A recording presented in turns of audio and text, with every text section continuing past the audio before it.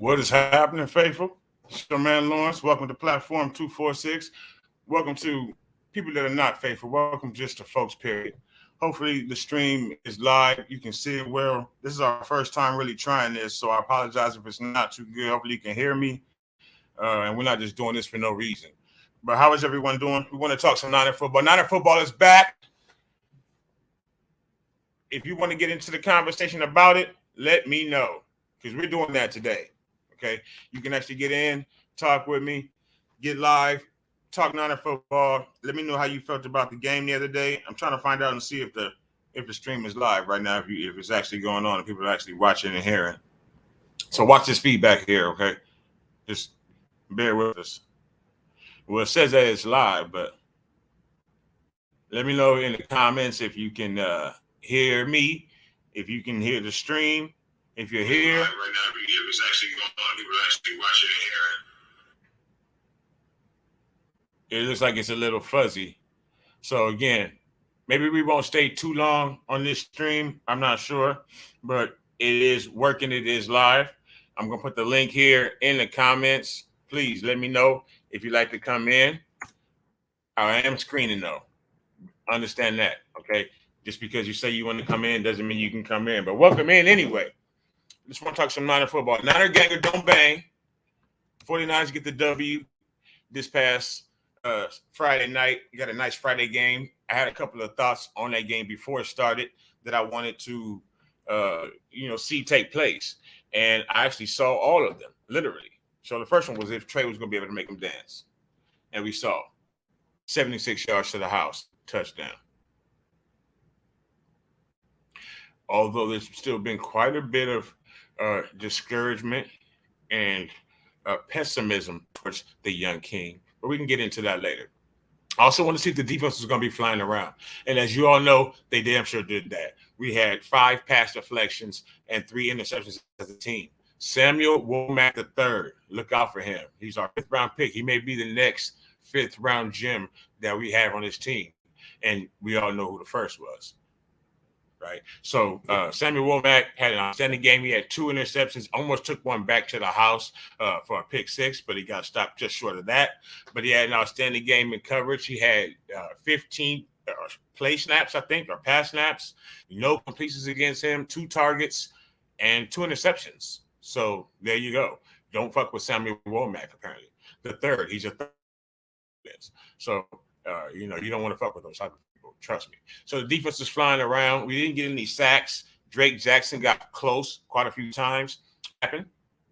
Hopefully we can get some maybe this weekend coming up against Minnesota. And then I wanted to see whether or not all 3 levels, first string, second string, and third string of the offense, were going to be able to play well. And judging by, again, the internet, out there in the internet and on the internet, in that world, there's a lot of people saying, oh, maybe Brock Purdy should be our starting quarterback. Why are people saying that? I have my thoughts.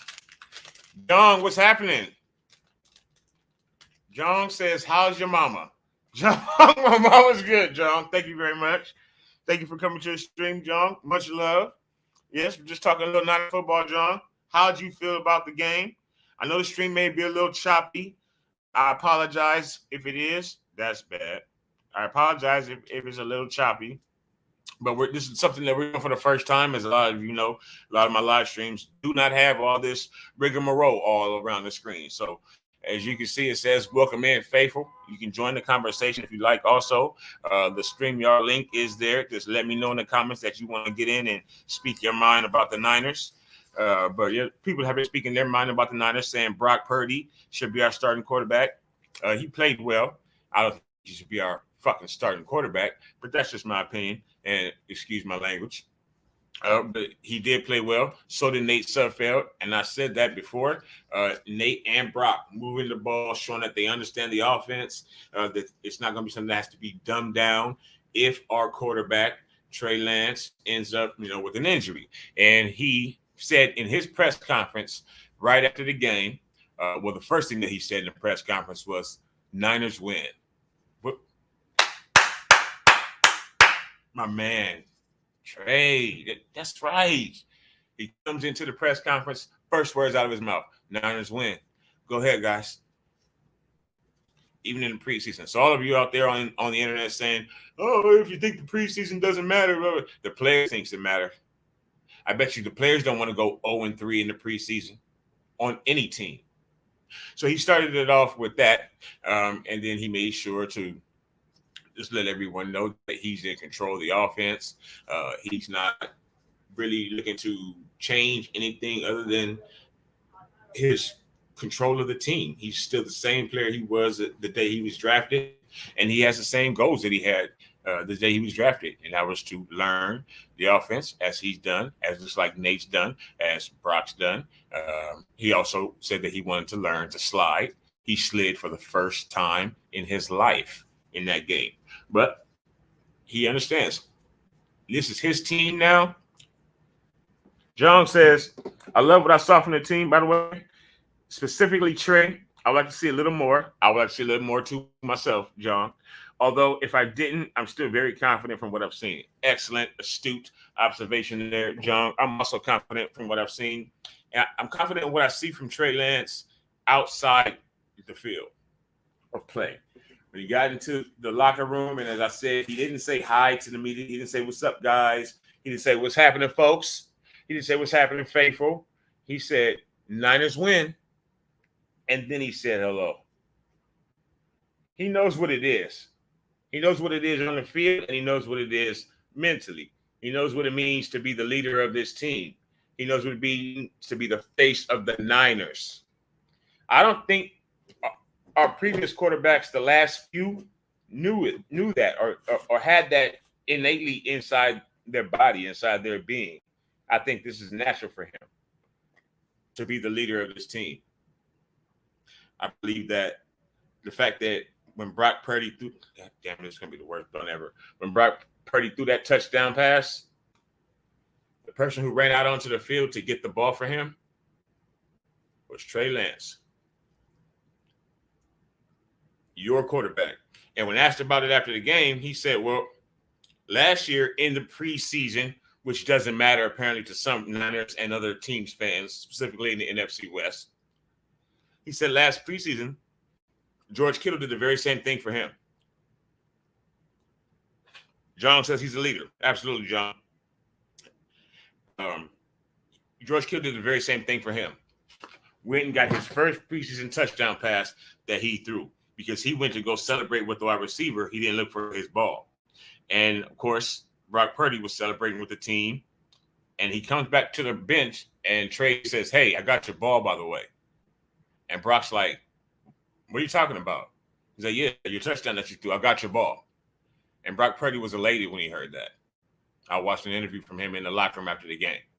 And he said it meant the world to him and that he's not surprised that Trey Lance did that for him.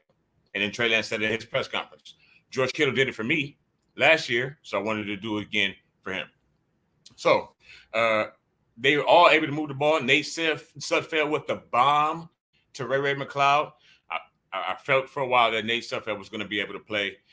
People doubted him. I think we all had a little doubt, but he is going to be able to play much better than probably we anticipated, especially in Kyle's offense.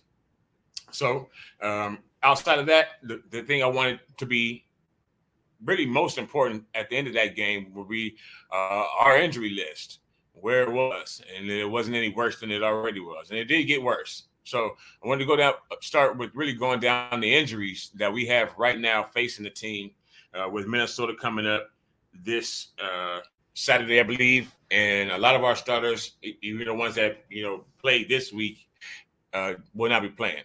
So we have a lot of injured players as well. So we're going to be getting a lot of people. And we also have to cut 5 players by this Tuesday, do the 49ers, and I think the entire league. You have to cut 5 players, go from 90 down to 85 players by Tuesday, probably 1 p.m. Eastern time.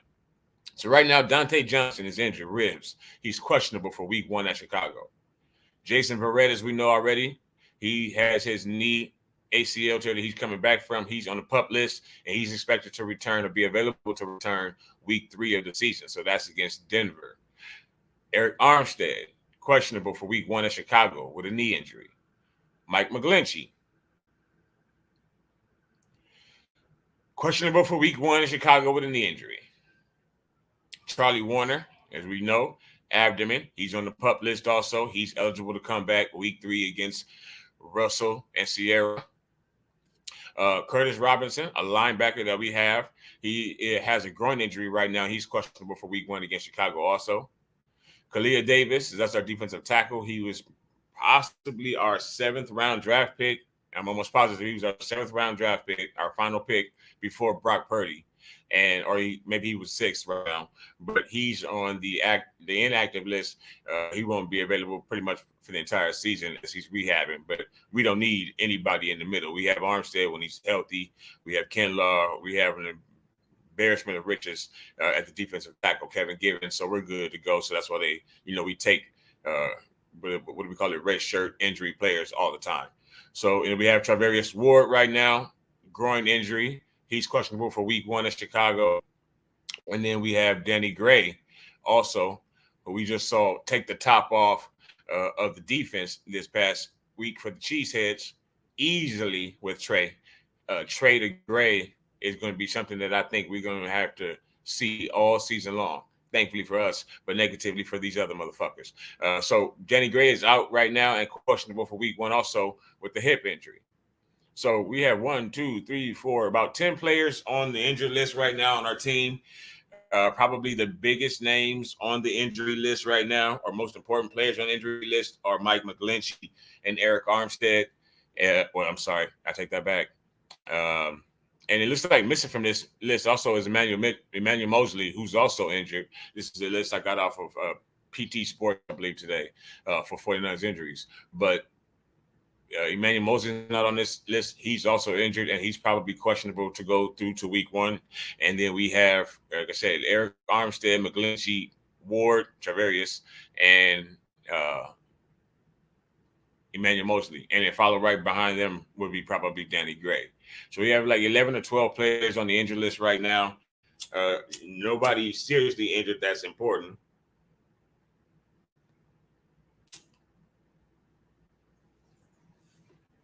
Nobody seriously injured. That's really, really important to the team. Every player is important, but you understand what I'm saying. And we definitely want to get she back.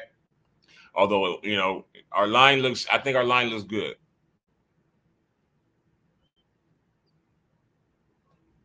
Mike McGlinchey's backup, however, is not good. He's probably the worst player on our offensive line right now. So we want McGlinchey back if no one else. We can cover probably for Armstead missing the game, maybe even the secondary starting the first games that we have. If they hold Travarius Ward out, or we heard Elijah Mitchell out maybe for game 1, I think we might be okay. Faithful, if you're looking to get into the conversation, please let me know in the comments.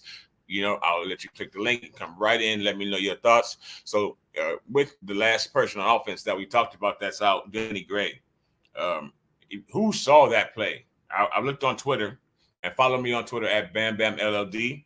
And I saw 2 different people just randomly yesterday say basically something along the lines of, who's watched that Danny Gray play 1,000 times, or that Danny Gray play from Trey 100 times? And I commented at me, because I made a video about it. It was something beautiful to see, something that we haven't seen here. Something that we haven't seen here, and I don't know when. Offense like that. I grew up with Steve Young. Steve Young is my all-time favorite 49er. And he was a left-hand quarterback doing that same thing, throwing the ball down the sideline to Jerry Rice, to Terrell Owens.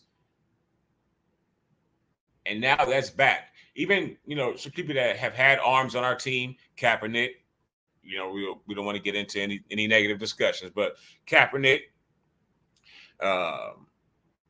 Jeff Garcia, to a lesser extent, Alex Smith would go down the field. He was not afraid to throw an interception, and that's for sure.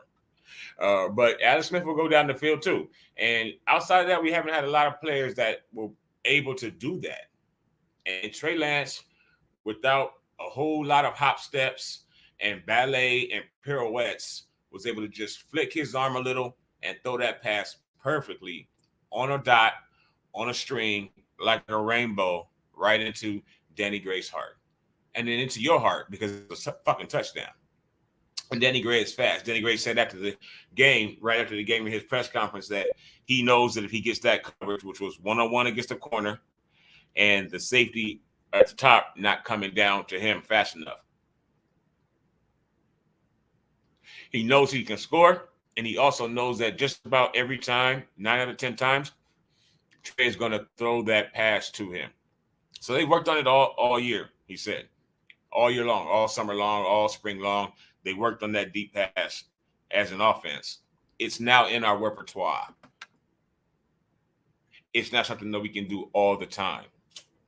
Another pass, I believe it was also to Danny Gray, who is deceptively good, folks, by the way, and also very confident. He came to the press conference in a cutoff shirt like I like to wear, sun's out, summertime, sun's out, guns out. So he had a cutoff T-shirt. He got some size on his muscle. I think he's like 6'2". I don't know if we all know that how tall he is. Danny Gray's about 6'2". He runs a legit 4.3. And he said after the game, I know no corner in this league can cover me. No one can touch me. Those are the words that came out of Danny Gray's mouth, who's a rookie. Then he also said, I'm a rookie, so I got a lot to learn. Yada, yada. He seems like a good player as well. And smart, has a good head on the shoulders. He's also very confident.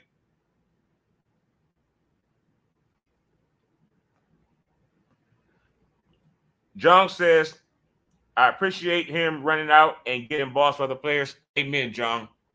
I don't think there's anything other than that he should do. People did it for him, and now he's the leader on his team, and he sets the precedent and the standard for what players do here.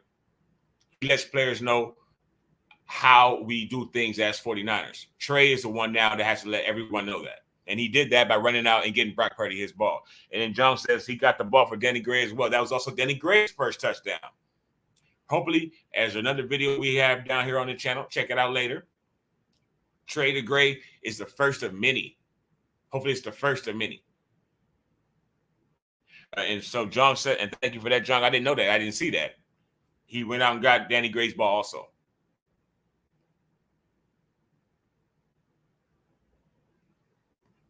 That is a real leader, in my opinion. And he's trying to quietly and humbly take that over. So he had a lot of touch on that pass, too. The pass was perfect. I think it had a little wobble in it. I think the pass was a little wobbly. I'm not positive, but if I remember looking at it, and I've seen it quite a few times, but it happened so fast, I'm not sure. But yes, I believe it had a little wobble, but it was also right on a string. Danny Gray, he said after the game, I slowed down a little bit. I was like, no, you didn't.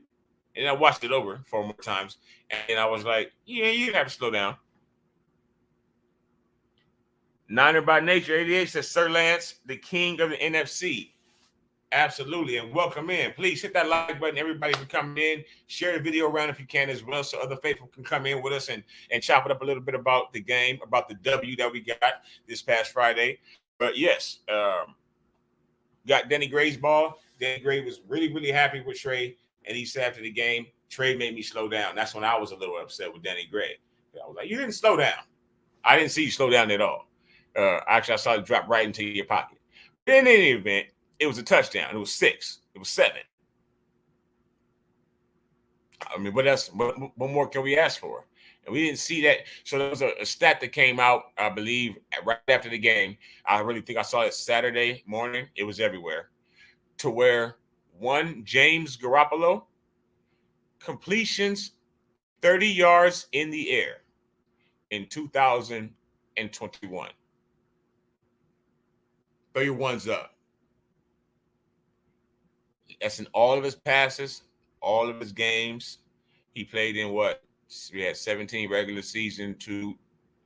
He played in 3 postseason, so he missed 1, 2, 15. He played in 18 games last year. Okay, I believe 17 or 18 games. No, yeah, 18 games last season. One pass traveled 30 yards in the air. Trey Lance threw 71 passes only last year in two and a piece of games.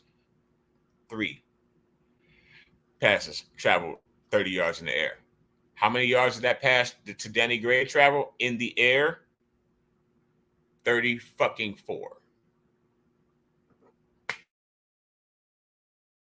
Danny Gray. He tried to hit Danny Gray on the sideline. It's just a little bit more timing, a little bit, sprinkle a little bit more work in practice. That was from one hash mark all the way across the field to the sideline, and they almost completed it. His arm is a cannon, and so his mind processes fast as well. He's going to be excellent, and the Trey to Gray connection, I think, is going to be excellent too. Exactly. 90 by Nature says once Trey get the timing down with Gray, it's over. Once he gets the timing down, once they get on the same page as they're on, say, Brandon and Trey right now, it's going to be scary. I feel bad for Tyshawn, honestly. I feel bad for number 19. He's probably, in a minute, number 19 going to be wide receiver 3, making a whole lot of cheese. But it's okay. That's a great wide receiver 3. He'll be playing H-back in a minute. Half tight end, half wide receiver, half fullback for Debo in a minute. It's going to be Danny Gray and the BA show. It's going to be electric.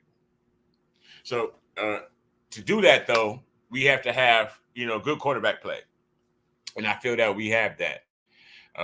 Because I think actually we have and yes, thank you. Sack that like button, Debo that like button. I didn't miss that. Thank you so much, Niner by Nature. Sincerely appreciate that. Please do subscribe to the channel if you enjoy. If you want to be able to discuss Niners with us all year. 13-4, absolutely. Niner by Nature, 13-4. That's the record that I see. 13-4, first seed in the NFC, home playoff games all the way through. And you know who's our home? It's gonna be a wonderful season. That pretty red is gonna shine all season long. Or that gold when we come to your house and in the red in your crowd. Because Ray McLeod, after the game, said he was asked, his first question they asked him is, what did you prepare for this offseason? The first thing or the main thing that you prepared for this offseason. The motherfucker said how it was going to feel on that field. That was his answer to the question. It's how it was going to feel on that field because I'm new here and what he said was it was electric. It was like nothing, no field that he's ever been on. He said for a preseason game, it was stupid. He can't imagine what it's going to be like in a regular season. Can you all imagine what that Denver game is going to be like? What the crowd is going to be like in that Denver game? Trey Lance's first home game as number 1, quarterback number 1 against Russ and Sierra and Future's kid. Can you imagine what that crowd's going to be like that? I can't. I know I'm going to be right here screaming and losing my voice in my living room. But our fans who are also split a little bit are some of the best in football. But, they have 3 quarterbacks that we can be proud of. And that's, when I say we're split, I've seen a lot on the internet over the last day or so of Nate Sudfeld and Brock Purdy should be starting for us. Please raise your hand in the comments or in the chats now or later. Whether you see this video now or later, or you accidentally see this, whatever the case, let me know your thoughts. Should Brock Purdy be starting over Trey Lance? Because I've heard a good amount of people, or read from a good amount of people, that statement. Now, Brock played well. The season's going to be lit, absolutely, 100%. Brock played well. Nate Sudfeld played well. I've been saying that for about a week now.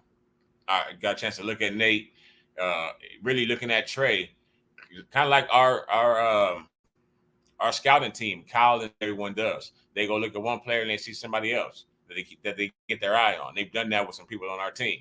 And now, looking at a lot of tape of Trey, and I see Nate Sudfeld right there in the back, right behind him, throwing good form, good motion, big dude. Can move, seems smart. I watch his interviews. He's really intelligent. He's really behind Trey. And then I watched him in the game, and I said, yep, if Trey happens to go down, which he won't because he's looking to slide, he said that himself. One of the first things he said, too, is, I know how important I am to this organization. more. Come on. Niner game. Come on, Trey. That's what I'm talking about. The boy got it. And he has a good backup behind him, too. And then we have a good, I guess you could say, practice squad player in Brock Purdy, because I do believe if he gets cut, someone will sign him. He understands the offense. He's a good kid. You can tell. He's bright. He can play. He doesn't have the most velocity. I guess that's the biggest knock on him. Or maybe no velocity since he got to be Mr. Relevant. But he doesn't have the most velocity. That's why he was a 7th round last pick of the draft. And but he did go. He did play with what's his name, Bryce something, I think it is, running back from Iowa State, who was drafted, I think, by the Jets, right? Who also need a quarterback right now, at least for the first few weeks. Kyle and John, just give him a call. We talked about it in the live during the game. Call him up. John on one phone, Kyle on the other phone. Rob, I know it's only 4 weeks, but you want him. So our quarterback room is good. Even with Brock Purdy, that's going to be. People on the internet are still saying, "Do you think that Jimmy Garoppolo is going to be the practice squad or be the backup or play in the preseason?" I'm like, are these people doing this to make other people mad? But let's not make this a negative stream, right? All right, so we have the best quarterback room in football. I truly believe that because I think Trey Lance is going to be close to MVP caliber player, and I don't see who's a much better backup in the league than Brock Purdy. Carolina Panthers? No, probably not.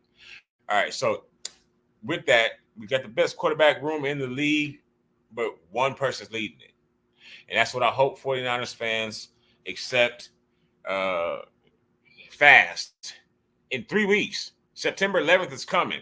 He's going to beat Chicago's ass. And like I said on the stream before, during our live stream during the game, hopefully you were there, got a chance to see it. When we win, when he plays well, when you can't say if you say he played well, the first comment, it's a preseason.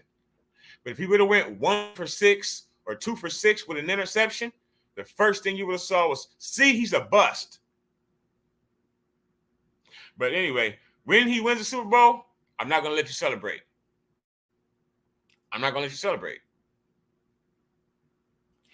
If you want to get on here and tell me something otherwise of that, please do so. Let me know in the comments. You have the link. Sir Lance for MVP. Yes. And then Niner by Nate says, yes, we have the number 1 defense. We could, I think, I didn't want to make that the question, where we have the number 1 defense. I tried to be objective. That's the real question. Are we going to have the fucking number 1 defense in the NFL? Niner gang. The Empire Strikes Back. I think we are. I think we're going to have the number, as long.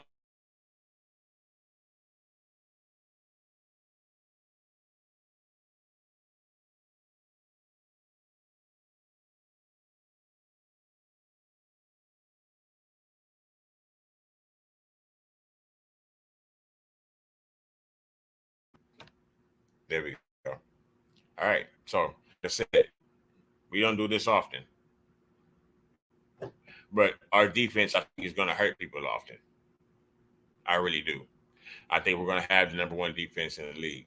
But we could have the number 1 offense in the league, or at least a top 5 offense. I believe we'll have at least a top 8 offense because Trey could struggle with turnovers. We never know what could happen. But I think we'll have at the minimum a top 8 offense, hopefully a top 5 offense at the minimum. I mean, at the max, at the best. I don't think we could be the number 1 offense in the league and the number 1 defense in the league. We're going to go undefeated.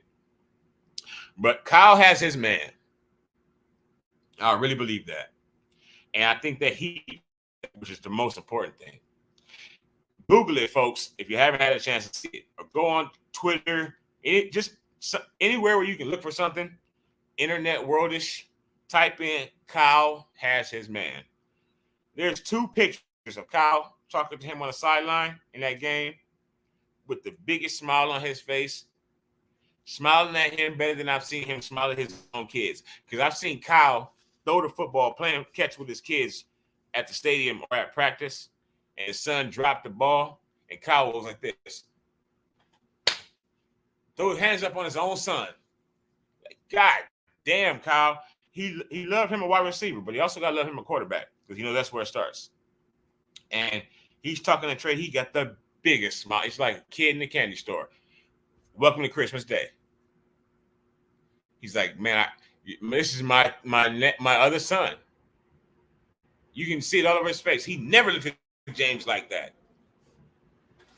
He looked at James like that once. If you saw him look at James like that once, please let me know in the comments. And like the video for Kyle Smile. Happy Kyle is here. Because we know you can get ornery, angry Kyle with the eyes low. When his eyes get low and his beard's extra gray, he has to dye at certain times. Like when he's in a good mood, I think he dyes his beard. When he's in a bad mood, I think he just lets it all go. Just whatever, however much is gray, however much is black. But because it's like it changes by the way we're playing. It's like he looks more and more like an alcoholic by what our record is, what James's record was. You know what I'm saying? How we played as an offense, things like that.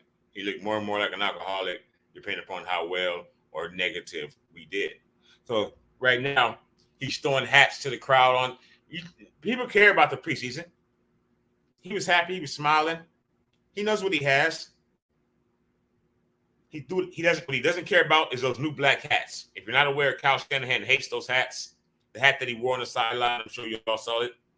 Another quick story: he cannot wear the red hats anymore this season. The league came to him and said, "Hey, you know that red hat that you like, that your wife told you to wear all the time? You can't wear that anymore." Kyle said, "Why?" They said, "Because it's from a previous season, and we want you to promote the new ones that we want people to buy." So he said on the radio, he's pissed about that.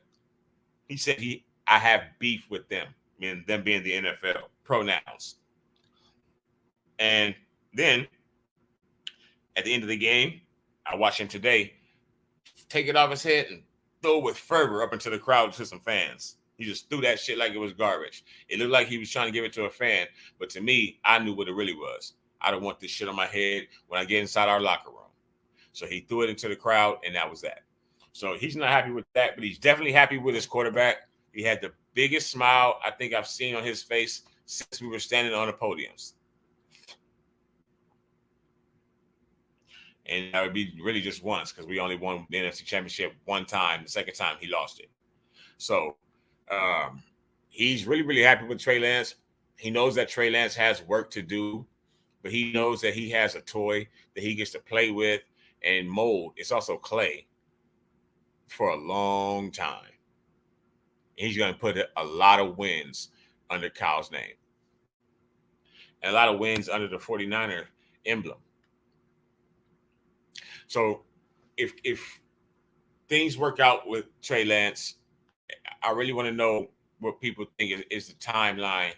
If he's even half what he looks like he can be, because what I think he can be is a superstar. You know, there's someone on Twitter and on Facebook who literally every day puts, this is your daily reminder that Trey Lance is a future superstar. They post it every day. I believe that. I like it, or hit that like button, hit that thumbs up, just like we want you to do here on this stream. Thank you so much for coming in. Sincerely appreciate it. All the faithful or any other fans. This year we plan to have as many fans on the team, on the stream as possible. When we face off against Chicago, I'd love to have some Bears fans. The Bears. I want some of y'all to be here in the stream as well. So Trey Lance is lost my goddamn train of thought. Trey Lance is set to start the season for us. What the hell am I talking about? We should talk about Kyle having his man. How happy he was with Trey. People saying that, Trey's going to be a superstar. I think he is going to be one. I think he can be in the conversation, top 6-7 conversation for MVP this year. As long as he keeps his turnovers down, his interceptions down, as long as he keeps throwing them to Fred in practice and not to people in games, I think he has an opportunity to have an MVP type season. out of the blue. No one knows about him yet, except for the people that wear red and gold. And what they know is that he just ran 65 yards for a touchdown uh, against them in practice on the read option. So that's coming. That's back in our offense. We all saw what that did to Green Bay in the playoffs, what that did to the entire NFL when we broke that out. And now we have somebody who can run it again, viciously. So offense is going to be good. I really believe that. But the defense, I think, is something that we have even less to worry about unless we get injuries. Because I think that our defense is probably one of the deeper defenses in the NFL at all three of the levels. We have our defensive line that we know is tops in the NFL. No matter what anyone says, no one is messing with our defensive line from side to side. We had Drake Jackson, who just, by the way, if you're not sure, he only has another person who's missing off the injury list. He only has a stinger, so that's more of a day-to-day type of injury. It looked bad, but during the game, I did say I think that that's a stinger, and hopefully it was a stinger. So that's what it was. Drake Jackson is only on protocol right now for a stinger. I'd say he probably misses practice this week, probably doesn't play in the Minnesota game, but gets a chance to play in the final pieces of the game. And I really, against you-know-who, the team from our nightmares, at least mine, up there in Missouri. So he's probably going to play in that dress rehearsal game, which would be nice because that's where they expect to have everybody play the most that gets time throughout the season, the starters. So it's really funny to see whether or not he or Ebukam are going to be set to be our starter.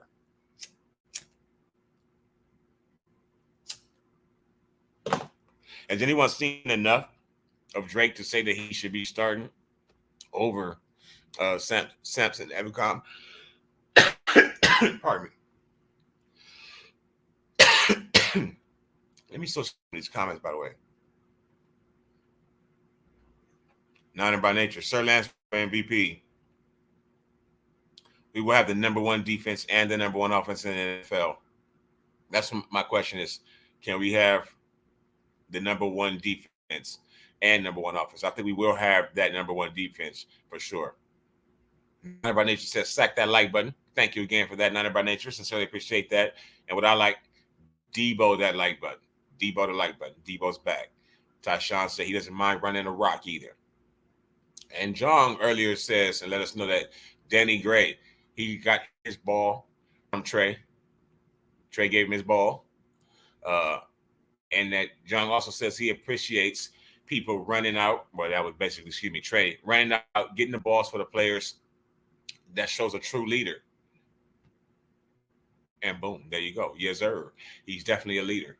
He is really going to change, I think, the culture of our team. I think it was silly, a little bit more silliness before on this team because of who our previous leadership was. Because they didn't have any personality. They just really, smiled at everything, laughed at everything, giggled at everything.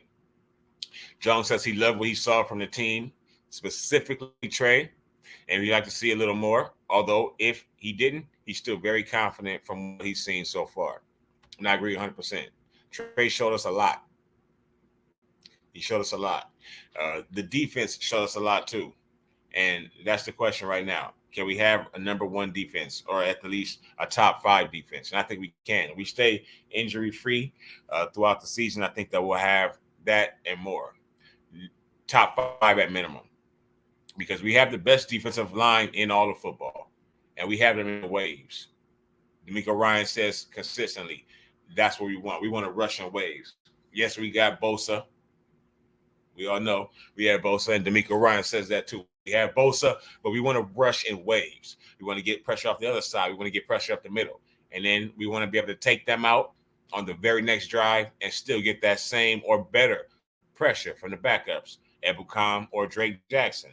Whoever the hell who's Nick Bosa's backup? Does anyone know? Does Nick Bosa even have a backup? Let me know in the comments if you know. I can't look it up right now. I mean, does Nick Bosa have a backup?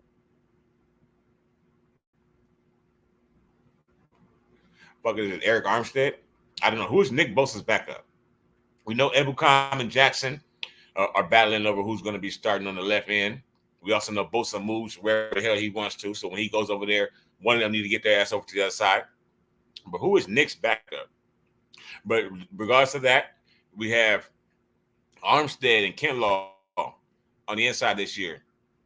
They're like 13'4" between the two of them. I want to say they're like or 13'5", some shit like that. I want to say they're like 6'8" and 6'7", 6'6". Those are two big sons of bitches right there. If they both stay healthy, you're not. And Kinlaw is a big motherfucker with a big mouth. We saw how he did Grant Cohn. That's still hilarious to this day if you go back and watch it.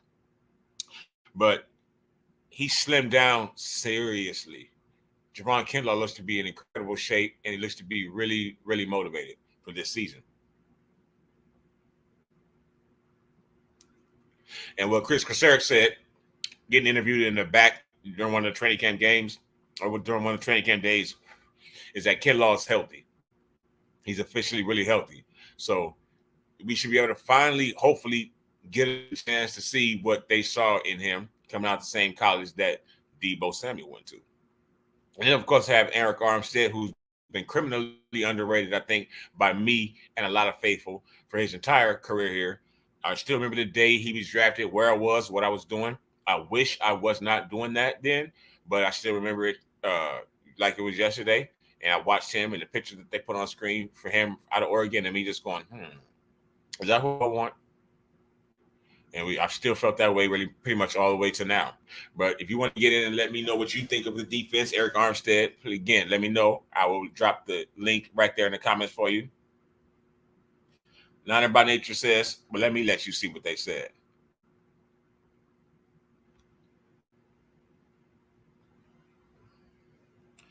Amen. I couldn't say it better. We stay healthy, and this league is ours. I believe that too. They have drafted over the last 5-6 years some gems.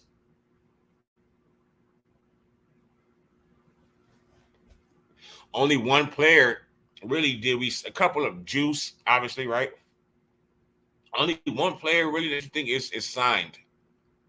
And really, I don't even give that credit to the signing. Kyle drafted that motherfucker, Trent Williams.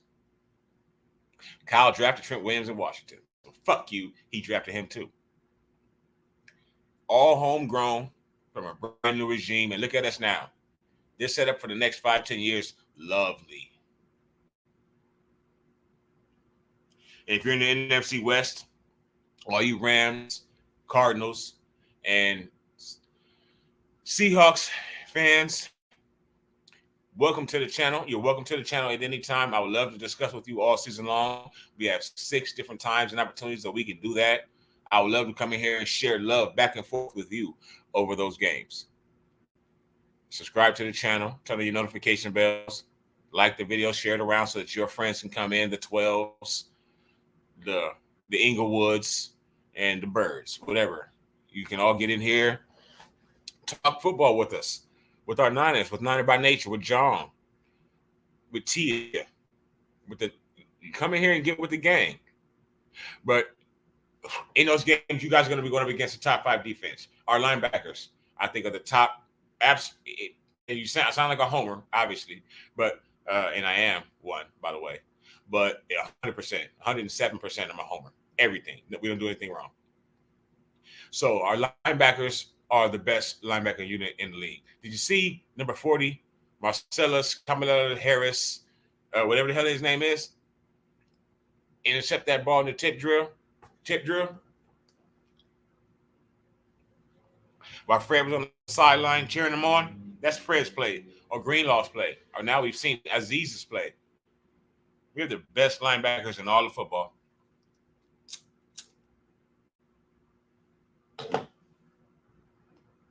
And if you can tell from the game a little bit, we're going to be bringing the blitz, I think, this year.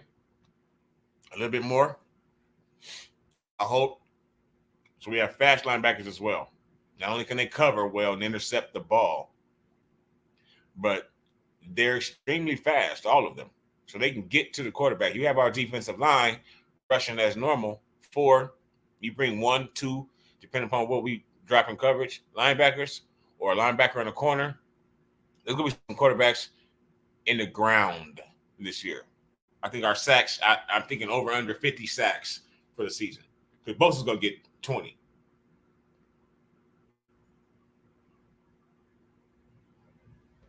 I believe Bosa goes for 20 this year, as long as he plays all 17 games. Easy.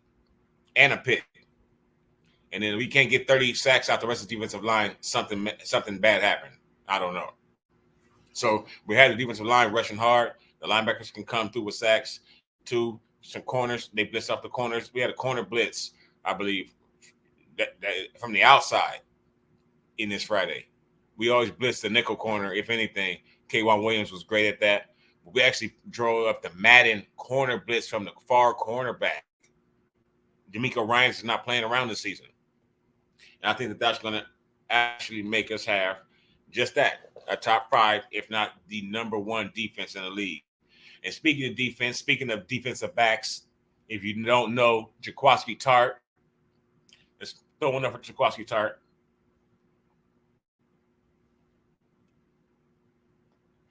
He signed with the Philadelphia Eagles today, wearing number 23. Good luck to you, Jaquiski. I liked you since day one. Since you sacked, I can't remember who it was. I think we were playing. I want to say the Rams. I want to say it was Jared Goff. But we had that black and red on. We looked like ninjas. When we first broke that black and red out, y'all remember that? And Kwasi came off the corner and hit him with the. Like, that's my man right there. He was a rookie. Tart's that's my guy. But Tartt, you went from 26 to 3 and all those things, and a drop pick off the team. So respect and shout out to Jaquiski Tartt, signed on with the Philadelphia Eagles. We don't need him because we have Huff, and Huff has taken his spot, and Huff tried to take out a Green Bay Packer the other day, if you didn't see that, with a clean hit. All shoulder right into his gut. Put him in the dirt. Like I said, kill them all and let the paramedics sort them the fuck out. That's what our defense is going to do this season. I don't see anything else. And you get to the defensive backs, we have Ward, we have Funga, who is now training with Troy Polamalu, who's living with Troy Polamalu, basically. Huff is the first person not to practice every day also, apparently, all training camp long. He's the first person not to practice. First person on the field, literally. He's getting there 4 hours early, like Kobe. All right, so we have Funga and Jimmy Ward. And then we have I think a plethora of riches at cornerback. As long as Ward and Mosley stay healthy, we still have Jason Verrett, who's going to be available again at the Broncos game. And then we have all our rookie or second-year players. We have Tariq Castro-Fields that we got from Penn State. He went up against Ohio State wide receivers all the time. He has to be at least decent. OH. And then we, of course, have Demondre, Diamador, Lenore, and, Ambry, who went to that team up north of Ohio State.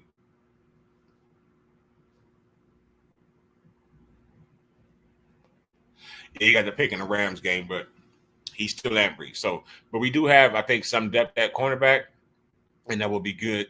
Even if we miss someone here and there, we just have so many people. We have Dante Johnson on the team, who can play everywhere. He can play nickelback. He can play free safety. He can play cornerback, at least in emergencies. Hopefully not for any length of time. And then the last thing I really want to talk about is this upcoming week we have Minnesota. Minnesota is a game where we shouldn't be seeing Trey Lance. Elijah Mitchell is, again, injured. And Elijah Mitchell, that's a conversation that we need to have soon. He may be injury prone. It may be time that we all start thinking of that or saying that or recognizing that Elijah Mitchell might be injury prone. But what are you looking to see? Niner, I appreciate you said it. By Nature says if they were not working, they're going to be drawing this string. Well, I will tell you, I think I'm going to be live again tomorrow. I'm going to watch this back, obviously, see how it went, how it looked, how it sounded, and everything like that. I sincerely appreciate everyone coming through. Please like the video, subscribe to the channel if you enjoy, or even if you don't and you just want to hate. Either way, I sincerely appreciate it. But I think I'm going to go live again tomorrow, probably about 5 p.m. Pacific time. Oh, I take that back. Nope. Sometime before 8 p.m. tomorrow, we might do another half an hour to 45 minutes to an hour even for some more Niner talk, just to kind of see what comes out during the actual week. It'll be Monday, get a Niner Monday going. So please subscribe to the channel. Maybe you can hang out then. If you're not available then, watch it back after. And Niner, hopefully you can be available and definitely you get a chance to jump on the stream. But again, also I'll be live during the game. Next Saturday, I think, is our game against Minnesota. So we'll be live streaming here on the channel. Hopefully, maybe my children can join me during that game and make it a party. So I'll be live that day too. If you're subscribed with notifications, you won't miss it. But with that Minnesota game, it's going to be, I think, a game where we get a chance to really see how Brock and Nate control the team. They're going to be getting the entirety of the game. I expect to see Trey Lance, who also is losing his hair, by the way. If you caught him after the game, he had a shot. He took a shower. I don't really want to talk about that, but he had a fresh shower and his hair was still all wet, right? So he comes into the press conference and you can see why his hair looks like how it looks and shit, like so fluffy, like a Brillo pad, because he's already losing his hair. I lost my hair when I was 17, so I can't hate him. He's 22, but it's about he might be looking like me real soon. But I expect him to be in a t-shirt and a sweatsuit, and Brock and Nate to be getting all the playing time.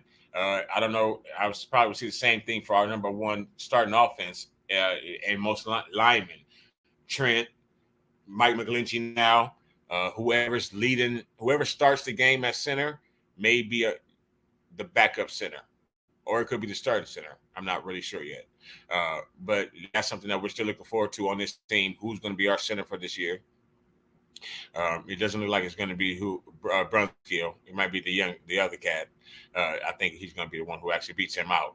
And there's going to be no tight ends that look good. So there's no George Kittle, no wide receivers I think will play in this game. We'll probably have Danny Gray, Juwan Jennings as our starting wide receivers. I say Trey Sermon is probably starting the game at running back, and then probably Ty Davis Price getting the start in the second half, or most of the carries in the second half. And then on the defense, the same thing. We're not going to see any Bosa. We're not going to see any Drake Jackson now because he got a stinger. We'll probably see a little of Ebukam, and let's get a real look at some of the second and third stringers on our defensive line.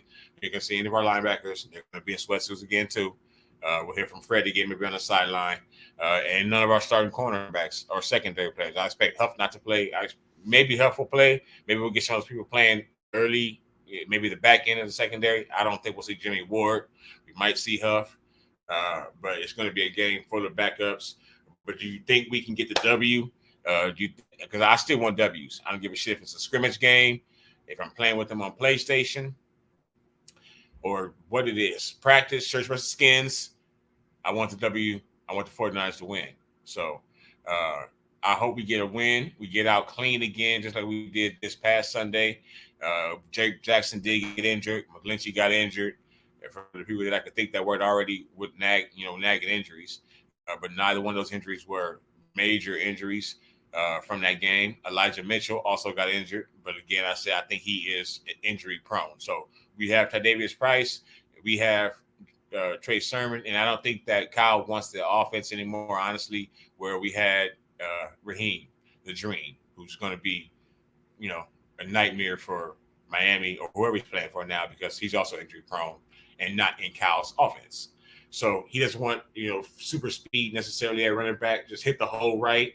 Trey Sermon had a lovely move from a pass from Trey Lance, a little screen pass to the left, and put a nasty move on the Packer, left him eating dirt, hugging air, and then, got a couple of extra yards. So I expect Trey and Tre'Davious to be more of a pounding offense so that when we play action, they're like, shit, here comes one of these heavy dudes.